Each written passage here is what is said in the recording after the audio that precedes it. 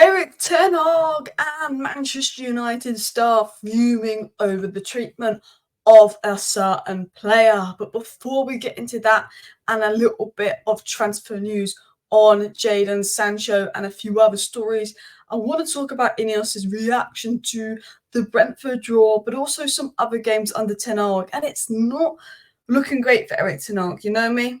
I'm a big Erik Ten Hag fan. I'm probably one of his biggest supporters. But this story might, make me a little bit, could there be something in this De Zerbi news? Again, we'll get into it. The performance in recent 2-1 defeat at Old Trafford to Fulham was dimly received by INEOS, and the 1-1 draw against Brentford has gone down badly in Sir Jim Ratcliffe's camp. And this doesn't surprise me. It's not about the result. Yeah, we got a 1-1 draw. It's the performance. When you actually look at the performance, the display in the Fulham game, and that game versus Brentford at the weekend, they were both awful performances. We were just outplayed in every aspect of the pitch. We were dominated. The out of position was poor. The in possession was poor. Everything was really, really poor. Now, I want Ten Hag to be given time to succeed because I don't think changing a manager is ultimately going to change the problem. I think it's a multitude of players needing to go, recruitment needing to improve. But the thing is, INEOS will be looking at this thinking, can we work with Ten Hag?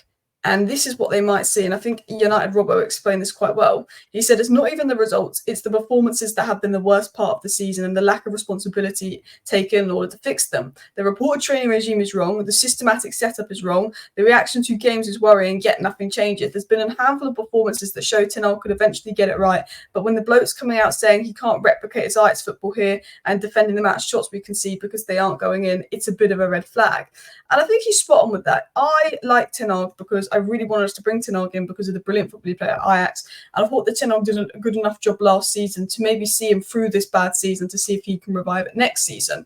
The only thing is, and the thing that INEOS might be looking at is, even if the Brentford game was 1-1, if we'd had maybe 6 more shots and we'd played better football and, it was actually one that we could have arguably won and Brentford could have won and we saw some good patterns of play, even if we dropped points versus Brentford and Brentford only had maybe 20 shot touches in our box instead of 85, you'd say it's a 1-1 draw, but actually we saw something. You look at the first half of Wolves away, we played brilliant football. You look at Villa when we went 2-0 down, we played brilliant football. You look at the Chelsea game, we played brilliant football. You look at Crystal Palace in the Cup, we played brilliant football. There has been moments this season where we've played good football. You look at Liverpool in extra time, we play good football. There's been moments this season where we play good football. There's been moments this season where you see what Ten Hag is trying to do, and a lot of it has been impacted by injuries. But I think if you look at the Brentford performance and you look at the Fulham performance, INEOS could sack him off those performances because of how badly we were dominated. I've always said I'd like Ten Hag to stay and be given time and be given a proper transfer window this summer, loads of players to be sold, and then we assess him at Christmas time, see how he does going into next season with a good transfer window. And I am someone that really wants Ten Hag to be given time. I'm just fed up of sacking managers every 2 years, and I don't think it solves the problem. But as someone that is massively Ten Hag in, I can understand maybe if INEOS do choose to sack him because of the performances. Obviously, there's bigger problems, the environment, some of the players aren't good enough. There's multiple things. I don't think just sacking Ten Hag is going to miraculously make us better. We wanted Ten Hag in because he played good football. Everyone's saying they want Nagelsmann and Amorim in because they play good football. That doesn't necessarily mean they'll come to United and play good football. Rangnick came to United, played bad football. He played good football before. Ten Hag came to United, played bad football. He played good football before. But the football performance was so bad, and I think INEOS would be looking at, and it's not looking good for Ten Hag. It's not looking good for Ten Hag. But as I've said, and I want to just relay this, no decision has been made on Erik Ten Hag's future. One day he's staying, one day he's being sacked, the next day it's Potter, the next day it's Southgate. I think it's so up in the air, but I do think these last couple of games could be quite telling. I have a feeling he might stay, but then I also have a feeling he might go. I really don't know because the performances haven't been great and INEOS want a head coach. But then also we know he is a good manager, so will they wait it out because there's so many things that need to change? Now, I was going to say this. Could the Jadon Sancho situation, before we get into the loan move that's gone wrong and everything else, not Jadon Sancho's loan move, Mejbri's loan move, could the Jadon Sancho situation maybe indicate where Manchester United and particularly INEOS are at in terms of Ten Hag's future? It was said that Sir Jim Ratcliffe will only allow Jadon Sancho to leave Man United if the bid meets INEOS' demands rather than accepting any offer due to animosity between him and Ten Hag. The club are keen to recoup a significant sum of 73 million he was signed for. Manchester United are desperate to sell Sancho and are ready to accept a huge financial loss to do so.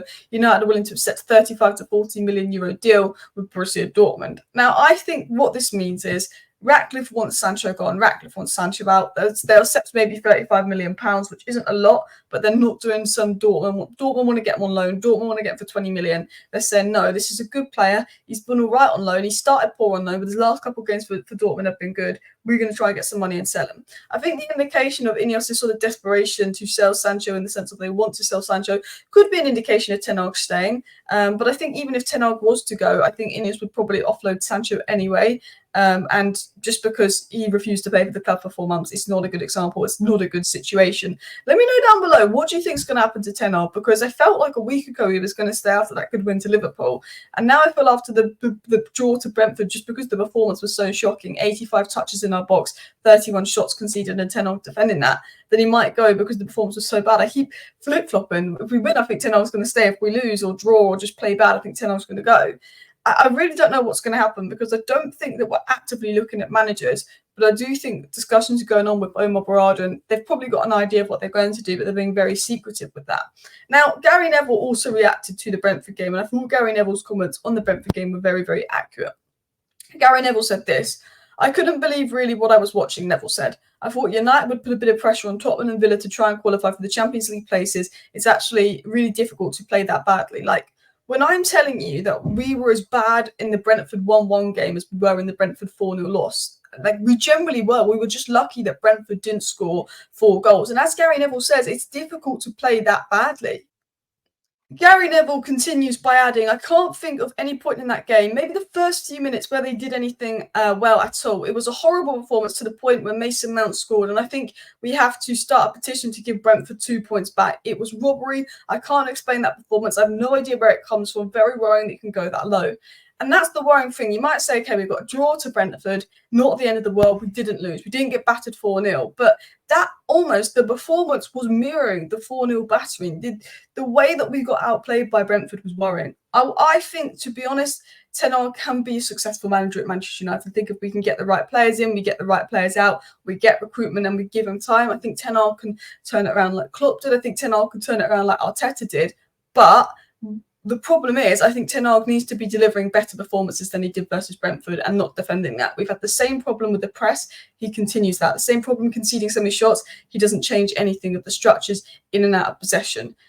He's a little bit stubborn with that. And I think that while Ten Hag can succeed in the long term, and while he's had injuries, and I understand that we can't play good football because we don't have players capable of playing good football, I think we could play a lot better than we did versus Brentford, and we could be getting better performances out, because we've seen it this season versus Villa, versus Wolves. We've seen it, but the Brentford and the Fulham and some of the recent performances have been dreadful. Now, talking of dreadful, I want to talk about Mejbri's loan, because those at Manchester United are not happy about this, and I can't blame them. So to give you context, this was from One Football. They gave a bit of context to Mejbri's loan, and they said that he got involved in a training ground bust-up with a senior teammate within his first week, and then he had a brief axing from the team.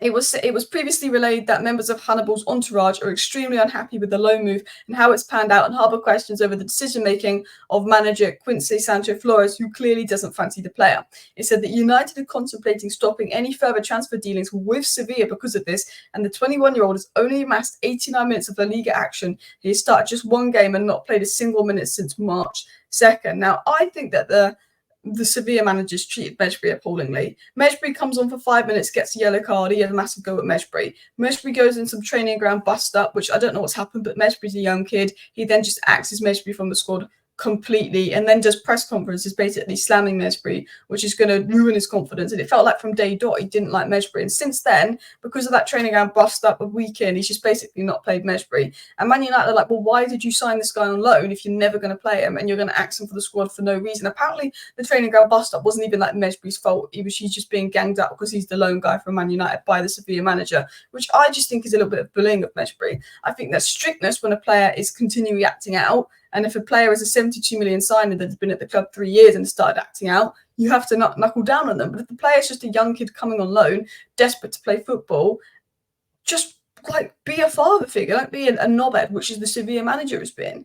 And United are fuming. They don't want to do any more deals with Sevilla. They're annoyed how they've treated him. And they also think that now Sevilla have got players back from injury, Mejbri probably won't see any more minutes between now and the end of the season. They almost think he brought in Mejbri because he had players injured. And now his players from injury come back and he's thinking, I'm not going to play Mejbri. And he's basically completely axed Mejbri, because it's now been said that Mejbri was just told basically not to bother coming to matches and just stay at home, that he's not needed, and he's not even in the squad now. He's not even making the bench. It's really sad what's going on with Mejbri, because I think he's a good player there. I don't think he'll make it at United, but I think he's a good enough player to have a good enough career, and I just think he's been treated badly. Anyway, let me know your thoughts down below. Please do that like button. Of course, subscribe down below. See you next time. Bye.